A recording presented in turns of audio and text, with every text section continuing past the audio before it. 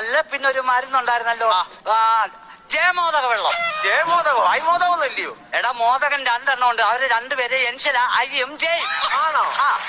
ഈ ഐമോദകം എന്ന് പറഞ്ഞാൽ ഞാൻ സുഖിയനാകുന്നു, അത് നിനക്ക് മതിയോ? അത് വേണ്ട. അപ്പൊ ജയമോദക വെള്ളം കുടിക്കണം. ആ മരുന്ന് തരണമെങ്കിൽ നീ 1000 രൂപ എനിക്ക് കൈനീട്ടം തരണം. ഇല്ല വൈദ്യരെ, ആദ്യം മരുന്ന് തരാതെ ഞാൻ പൈസ തരത്തില്ല. ഈ മരുന്നിന്റെ ഒരു വകുപ്പ് അതുകൊണ്ടാ പറയുന്നേ. ഇല്ല, ആദ്യം മരുന്ന് താ നിങ്ങള്. ഒരു കാര്യം ചെയ്, അതിങ്ങടുത്ത് ആ മരുന്ന് ഇങ്ങടുത്ത് ഇത് ആ ദേ ഇത് കുടിക്കണം. അത് ചാടിക്കൽ പിടിക്കാതെ.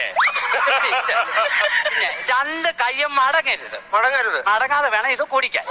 പത്തിയുണ്ടോ? ഉണ്ട്. ചിലങ്ക കാഞ്ചന കാഞ്ചി കുലുങ്ങി മതിയോടാ. ഞാൻ പത്യം പഠിക്കാൻ വന്നയാന്നോ? ഈ മരുന്ന് കഴിക്കാൻ ഭക്ഷണക്രമം ഉണ്ടോന്നില്ല ഞാൻ ചോദിച്ചത്. ഉണ്ട്. ഇറച്ചി, മീന്, മുട്ട കഴിക്കണോ? കഴിക്കരുത്. എരി, പുളി, കാന്താരി കഴിക്കല്ലേ?